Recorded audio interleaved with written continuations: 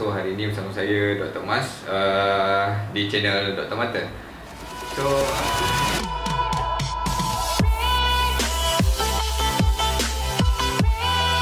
So hari ini saya akan membincangkan topik yang kurang berat, agak ringan, di mana saya akan membincangkan tentang kes-kes mata yang saya pernah lihat dan saya pernah rawat di tempat kerja saya.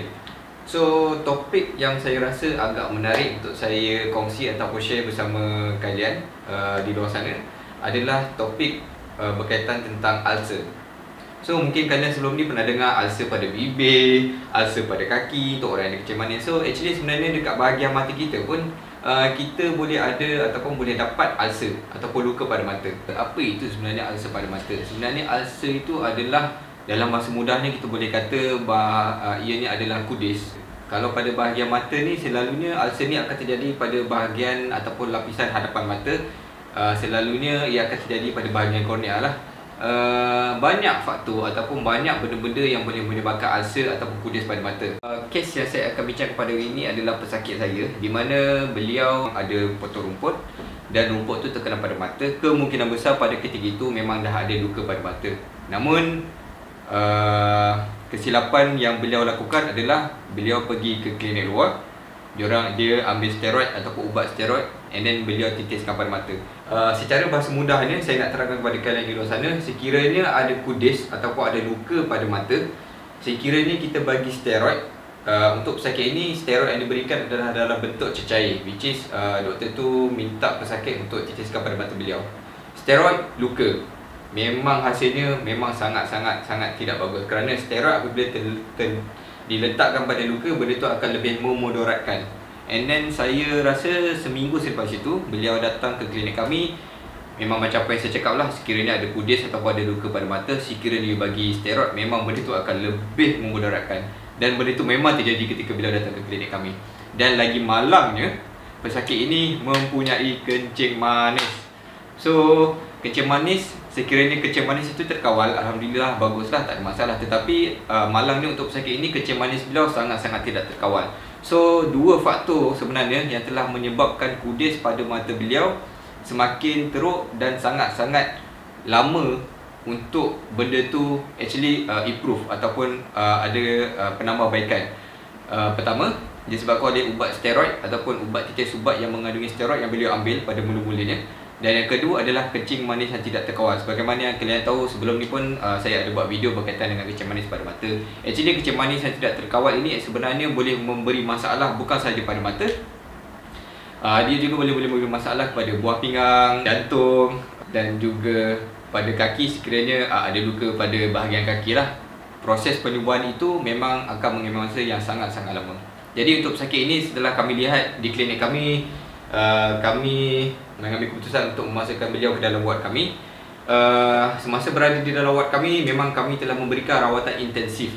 Apakah yang dimaksudkan dengan rawatan intensif? Rawatan intensif ni kadang-kadang untuk pesakit yang ada kudis pada mata ataupun ulcer pada mata, ia adalah rawatan yang diberikan adalah ubat titis pada ubat. Kita akan bagi antifungal dan juga kita juga bagi antibiotik, tapi dua-dua ni dalam bentuk ubat titis pada mata lah. Intensif maksudnya kita akan bagi ubat pada mata beliau setiap jam. Walaupun pesakit masa pukul 11, pukul 10 beliau tengah tidur ataupun pesakit tengah tidur, kami akan kejutkan, kami akan titis juga ubat. Pukul 12, 1, 2, 3 pagi kami akan kejut, kami akan titis juga. Itu yang dimaksudkan dengan intensive treatment. Untuk pesakit kami, sebenarnya rawatan yang telah kami berikan adalah intensive treatment macam apa yang saya cakapkan tadi. Dan kami telah memberikan rawatan pada beliau selama 3 minggu. Cuba bayangkan, 3 minggu. Selalunya untuk pesakit yang mempunyai masalah kudis pada mata, selalunya praktis kami untuk intensive treatment ini ataupun rawatan intensif ini selalunya untuk hourly ataupun ubat titis setiap jam. Kadang-kadang selalunya dalam masa 2 hari, 3 hari ataupun 4 hari. Tak pernah kami bagi sehingga 3 minggu. Untuk pesakit kami disebabkan oleh kudis pada mata beliau yang sangat teruk, tiada tanda-tanda penyembuhan, dan kami terpaksa lanjutkan rawatan intensif itu sehingga 3 minggu. Cubalah tuan-tuan, puan-puan, kawan-kawan kat luar sana bayangkan, setiap hari dalam masa 3 minggu beliau terpaksa diganggu untuk dapat rawatan intensif. And malangnya untuk beliau, tak ada tanda-tanda penyembuhan. benda ataupun kudis pada mata tu semakin teruk, dan kami terpaksa merujukkan beliau ke hospital yang mempunyai sub kepakaran untuk bahagian kornea. So, kenapa kami membuat keputusan untuk merujuk beliau kepada bahagian sub kepakaran mata yang mempunyai sub kepakaran kornea? Dua benda yang kita selalunya akan risau untuk pesakit yang mempunyai kudis pada mata secara generalnya. Yang pertama, kita akan takut sekiranya kudis pada mata itu akan menjadi terlalu teruk dan sehingga boleh menyebabkan mata menjadi bocor. So, tuan-tuan perempuan kalian di luar sana boleh bayangkan apa akan jadi sekiranya bola mata kita jadi bocor. Sangat banyak perkara yang tidak elok akan terjadi. Dan yang kedua, kita akan risau sekiranya jangkitan itu terlalu teruk, kudis yang terlalu teruk dan menyebabkan jangkitan yang terlalu teruk pada mata sehingga boleh pergi ke bahagian belakang mata. Jangkitan itu sangat mudah untuk merebak pada bahagian otak kita. So, actually dua benda yang kita sangat-sangat takut sekiranya ada kudis pada mata yang tidak dapat dikawal ataupun tidak dapat disembuhkan. So, kami membuat keputusan untuk merujuk beliau ke bahagian sub kepakaran kornea. Mereka telah mengambil keputusan untuk membuat satu pembedahan, which is kita panggil dalam bahasa mudahnya PK.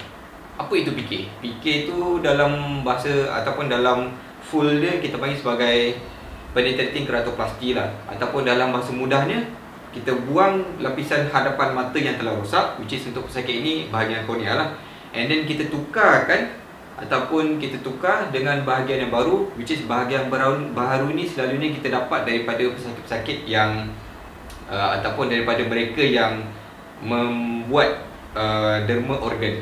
Bahagian kornea untuk pesakit selalunya pesakit-pesakit yang sudah mati lah, mereka-mereka yang telah berikrar untuk membuat organ donation. So, bahagian kornea daripada mereka ini kita akan gunakan untuk kita tampal dekat bahagian kornea pesakit yang telah kita buangkan itu.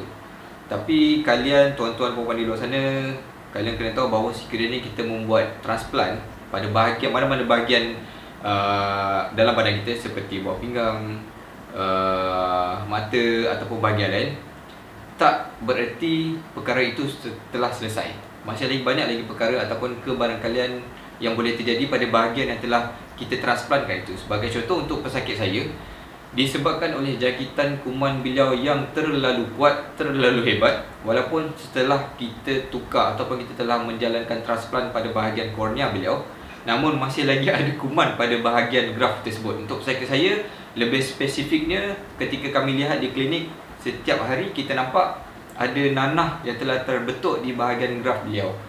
Itu menunjukkan bahawa sebenarnya dia punya jangkitan kuman itu sangat teruk. Dan kami masih lagi memberi antibiotik pada mata beliau, masih lagi memberi antibiotik dalam bentuk oral form pada beliau, dan kami masih lagi monitor keadaan mata beliau walaupun setelah beliau menjalani pembedahan itu. Selain itu juga, benda yang kita perlu risau ataupun kita perlu takutkan untuk pesakit yang telah menjalani rawatan transplant ini adalah kita takut sekiranya badan pesakit itu akan ada tendensi ataupun kebarangkalian untuk mereject graft yang telah kita berikan pada pesakit. Untuk pesakit ini kita masih lagi terlalu awal untuk mengatakan ada tanda-tanda tersebut, tapi kita masih lagi monitor beliau. Untuk sekarang ni kita masih lagi jumpa pesakit kami itu setiap minggu, sebab kita nampak memang ada tanda-tanda yang elok pada beliau lah. So, kita harap seterusnya ataupun benda itu akan terus berjalan seperti biasa, ada tanda-tanda kebaikan ataupun penyembuhan pada mata beliau. Itu yang kita harap yang terbaik. Tapi dengan syarat, macam apa saya cakap, kecil manis kena jaga, ubat kena pakai.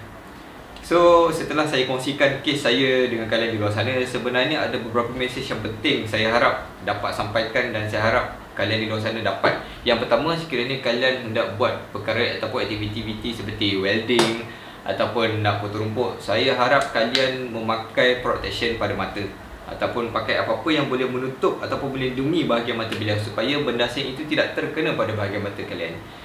Yang kedua, sekiranya sudah terkena macam metal dust ataupun rumput ataupun sawit itu dah terkena pada bahagian mata, saya harap kalian akan segera mendapatkan rawatan di klinik yang ada kepakaran mata.